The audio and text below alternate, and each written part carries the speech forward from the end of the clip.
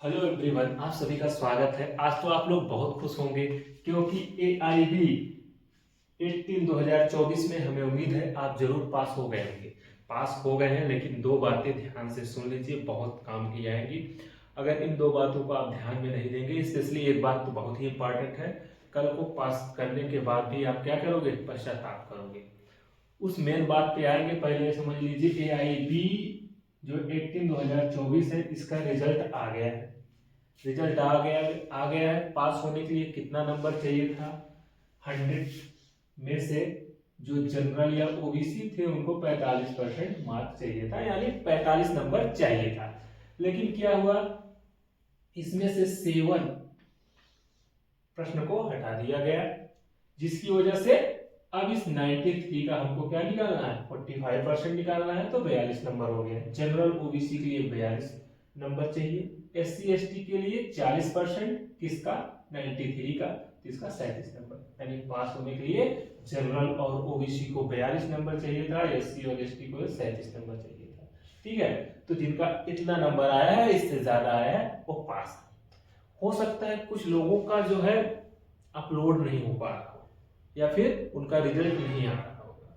तो एक बात यह ध्यान देने योग्य है, जिनका नामांकन प्रमाण पत्र की अन्य दस्तावेज अपलोड हो रहा है, सॉरी, जिनका नामांकन प्रमाण पत्र की अन्य दस्तावेज अपलोड किए गए हैं, उनको क्या करना है? उनको 10 अप्रैल तक वेबसाइट है BCI हेल्प डेस्क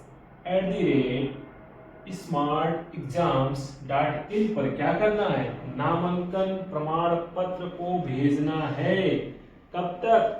10 अप्रैल तक। आपको क्या कर देना है? इस ईमेल आईडी bci.helpdesk@smartexams.in पर आपको इसको अपलोड करना है, भेजना है। और आपका रिजल्ट 15 अप्रैल 2024 को क्या हो जाएगा? जारी हो जाएगा, आ जाएगा, हो जाएगा।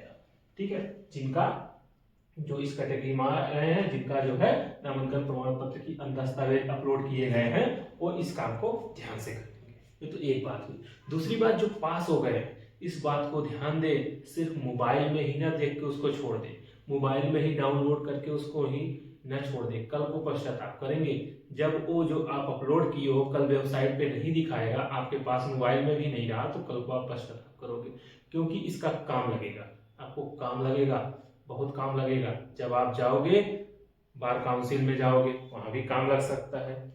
उसके अलावा जब आप किसी कहीं पर भी प्रैक्टिस के लिए जब इनरोल्ड होंगे या इनरोल्ड हो चुके होंगे, लेकिन आपको जब मिलेगा वहां का, आपका जो मिलेगा प्रमाण पत्र मिलेगा, या फिर आप इनरोल जब होगे, इनरोल्ड के बाद आपको या इनरोल्ड के समय किसी भी समय उसकी जरूरत पड़ेगी, जो आप पास हुए हैं। जब पास हुए हैं 2 साल के लिए आप एज एडवोकेट वहां पर आपने इनरोल कराया है, जब उसको जाओगे आप अपडेट कराने तब भी मांग सकते हैं।